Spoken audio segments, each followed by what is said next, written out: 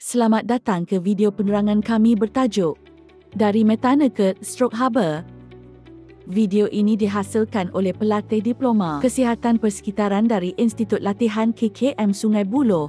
Dalam beberapa tahun kebelakangan ini, kru di kawasan bandar di Malaysia semakin meningkat.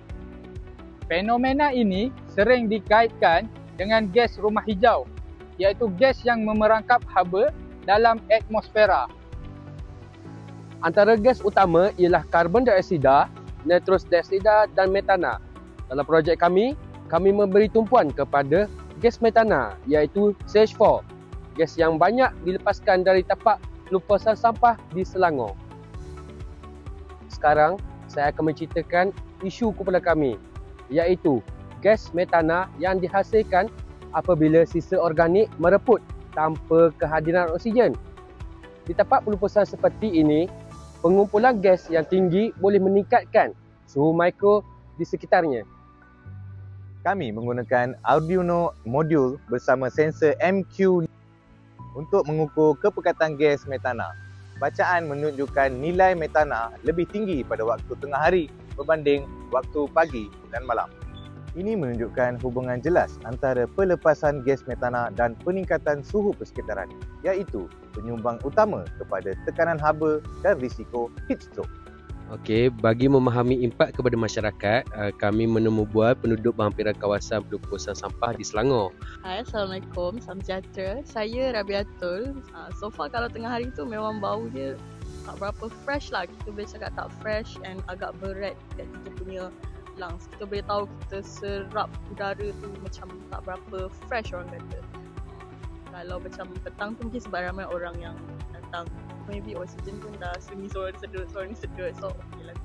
Tapi kalau petang tu, kalau tengah hari tu memang terasa berat lah. Jadi saya nak minta pendapat Puan sikit. Wajar ke kalau dekat taman ni bersebelahan dengan tempat pembuangan sampah? Tak wajar lah sebab kita dekat sini ramai yang datang. Macam maksudnya orang daripada Sungai Buloh yang boleh kata kadang-kadang yang jauh pun datang dekat sini kan. So memang tak wajar lah untuk buat pembuangan sampah dekat sini. Lagipun dekat sini kawasan dah naik, ada perumahan, ada tempat kerja. Belakang-belakang tu dah mula pembangunan yang lebih maju. So memang tak wajar lah untuk letak pembuangan sampah dekat area sini. Satu daripada segi tak elok dipandang, kedua pencemaran bau lah. So macam tak okey lah orang yang beli rumah kat sini, orang yang nak pergi rekreasi macam mengganggu, orang yang nak bekerja mengganggu. So tak okey lah. Itu sajalah. Okey, terima kasih Puan. Okey, sama-sama. Antara penyelesaian yang kami sadakan untuk mengurangkan kesan gas metana terhadap suhu bandar dan stroke harbor, beberapa langkah boleh dilaksanakan. Antaranya ialah langkah yang pertama, pengurusan tapak pelupasan mampan. Gunakan sistem landfill gas capture untuk mengukur dan menukar metana kepada tenaga biogas. Langkah yang kedua ialah pemantauan berterusan. Gunakan teknologi seperti Arduino dan sensor MQ5 untuk memantau tahap metana serta memberi amaran awal kepada pihak berkuasa. Langkah yang ketiga ialah pendidikan komuniti, iaitu tingkatkan kesedaran masyarakat mengenai bahaya stroke harbor seperti minum air yang mencukupi, berehat di tempat teduh dan elak aktiviti berat waktu panas. Kesimpulannya, pelepasan gas metana bukan hanya isu pencemaran tetapi juga isu kesihatan awam. Dengan pemantauan, inovasi teknologi dan kesedaran masyarakat, kita boleh mengurangkan kesan fenomena ini terhadap risiko heat stroke di kawasan bandar.